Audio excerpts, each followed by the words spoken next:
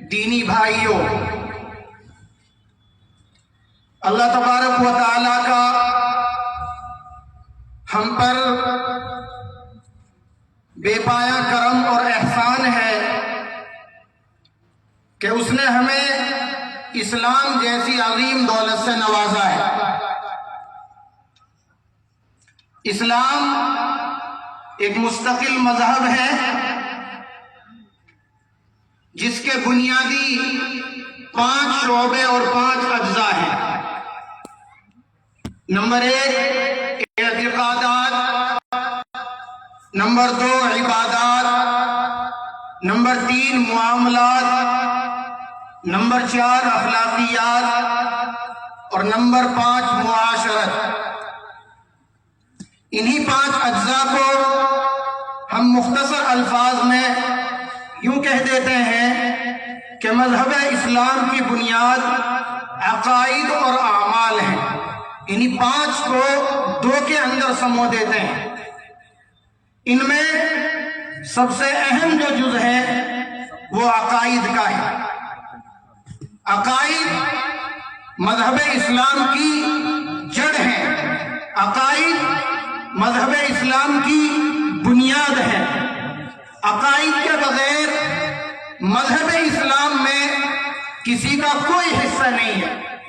اگر عقائد درست نہیں ہے تو چاہے آدمی زندگی بھر عمل کرتا رہے، زندگی بھر روزے رکھے، زندگی بھر نمازیں پڑھے، زندگی بھر تہجد پڑھتا رہے، زندگی بھر اپنے مال کو خرچ کرتا رہے، اگر عقائد درست نہیں ہیں تو وہ شخص جنت میں نہیں جا سکتا۔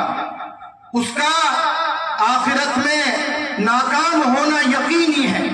عقائد کی درستگی کے بغیر آدمی آخرت میں کامیاب ہو ہی نہیں سکتا۔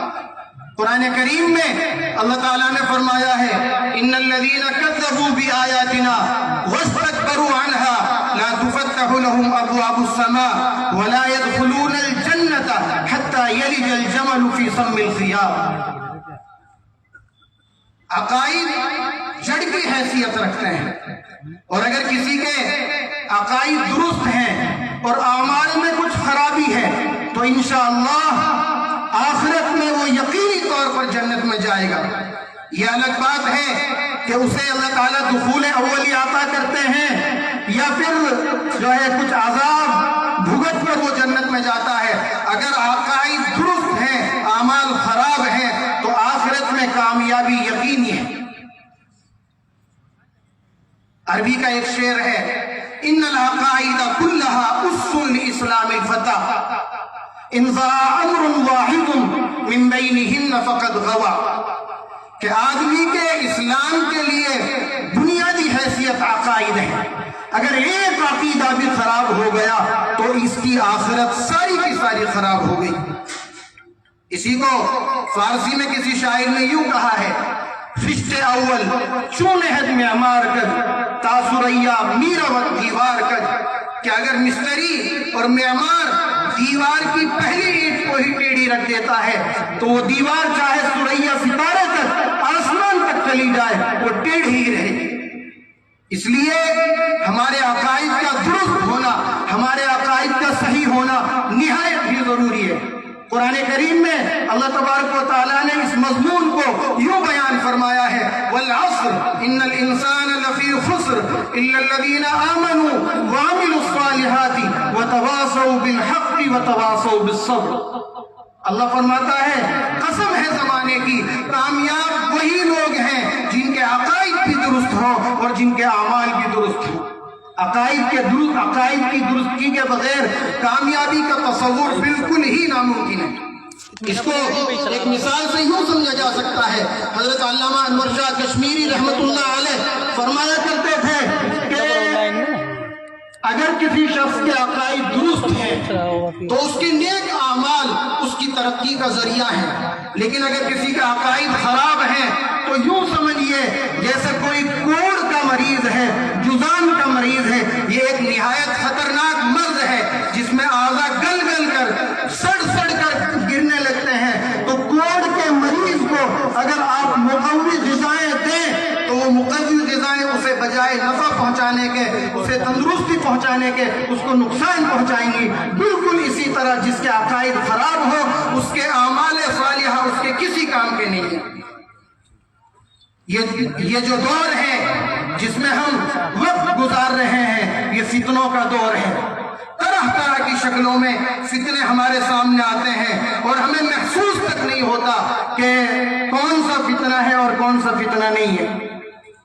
مختلف عقائد علماء نے بیان کیے ہیں جس میں بنیادی عقائد عقیدہ توحید ہے، ایک عقیدہ رسالت ہے، ایک عقیدہ ختم نبوت ہے، اور ایک عقیدہ ہے کہ صحابہ کرام میں عیار حق ہے، اور بہت سی چیزیں ہیں۔ میں اپنی بات کو مختصر کرتے ہوئے آپ کے نوجوان اسٹوڈنٹ اس سے متاثر ہیں، اس کے بیانات کو سنتے ہیں۔ علماء حق نے اس کو باطل قرار دیا ہے، اس کے بہت سے ایسے نظریات ہیں جو اہل سنت والجماعت کا ایک نظریہ یہ ہے، نعوذ باللہ من ذالک، لفظ اللہ محمد ہے۔ بتائیے کتنے جو نام ہے لفظ، جبکہ علماء نے لکھا ہے لفظ اللہ کے معنی ہیں دلوں کو موہ لینے والا، دلوں کو موہ لینے والا، لیکن وہ اس کو بے معنی قرار دیتا ہے۔ ایک دوسرا عقیدہ اس کا یہ ہے کہ آپ صلی اللہ علیہ وسلم کی ہر بات قابل قبول نہیں ہے۔ کتنا خطرناک عقیدہ ہے! آپ بتائیں کیا اس عقیدے کے ساتھ کوئی مسلمان رہ سکتا ہے کہ آپ صلی اللہ علیہ وسلم کی ہر بات قابل قبول نہیں ہے؟ جبکہ قرآن کریم تو یوں کہتا ہے وَمَا يَنْطِقُ عَنِ الْهَوَىٰ إِنْ هُوَ إِلَّا وَحْيٌ يُوحَىٰ۔ قرآن کریم تو آپ صلی اللہ علیہ وسلم کی ہر بات کو وحی اور قابل قبول قرار دیتا ہے، جبکہ یہ نوجوان انگریزوں کا پٹھو اور جس کا ربط جڑتا ہے مرزا غلام احمد قادیانی سے جو جھوٹا نبی تھا، یہ کہتا ہے کہ جناب نبی کریم صلی اللہ علیہ وسلم کی ہر بات قابل قبول نہیں ہے۔ ایک اور فتنہ چل رہا ہے، شکیل بن حنیف کا فتنہ، نہایت ہی خطرناک فتنہ ہے۔ یہ شخص اپنے آپ کو مہدی بھی کہتا ہے اور مسیح موعود بھی کہتا ہے، جبکہ علماء نے تفصیلات لکھی ہیں حضرت امام مہدی سے اس کا کوئی ربط و ضبط نہیں۔ تاریخ میں، احادیث میں، سیرت میں جو باتیں لکھی ہیں حضرت امام مہدی کی، جو خصوصیات لکھی ہیں، ان میں سے ایک بھی خصوصیت اس کے اندر نہیں پائی جاتی ہے۔ یہ بہار کا رہنے والا ہے، پہلے دہلی میں امامت کرتا تھا، پھر شیطان نے اس کو کچھ کا اور اس نے مہدی ہونے کا اور مسیح ہونے کا دعویٰ کر دیا ہے۔ اور بھی باطل فتنے ہیں، فرقے ہیں۔ ایک ہے جو ہے گوہر شاہی فتنہ، ایک ہے فتنہ غامدیت۔ نہایت ہی مختصر وقت ہے، میں بس آپ حضرات سے یہ درخواست کرنا چاہوں گا کہ عقیدہ چونکہ بنیاد کی حیثیت رکھتا ہے، اس لیے ہمیں کوشش کرنی چاہیے کہ ہمارے عقیدے محفوظ رہیں، اور ہمارے عقیدے اسی وقت محفوظ رہ سکتے ہیں جب ہمارا تعلق علماء حق سے ہو، ہم علماء حق ہی کو سنیں اور ہم علماء حق ہی کو اپنے مشیر بنائیں، ہر ایرے گیرے کو اپنا مشیر نہ بنائے۔ کوئی بھی لفاظی کرنے والا جو سوشل میڈیا پر اور موبائل پر نظر آیا اس کو ہم سننا شروع کر دیں اور اس کی تعریف شروع کر دیں، یہ نہایت ہی حماقت کی بات ہے۔ آج یہ مرزا محمد علی انجینئر بظاہر دین کی بات کر رہا ہے، لیکن آپ اگر تاریخ اٹھا کر دیکھیں گے مرزا غلام احمد قادیانی بھی شروع میں دین کی اور اصلاح کی باتیں کرتا تھا، اس کے بعد اس نے عالم ہونے کا دعویٰ کیا، امام ہونے کا دعویٰ کیا، مجتہد ہونے کا دعویٰ کیا، اس کے بعد مہدی ہونے کا دعویٰ کیا،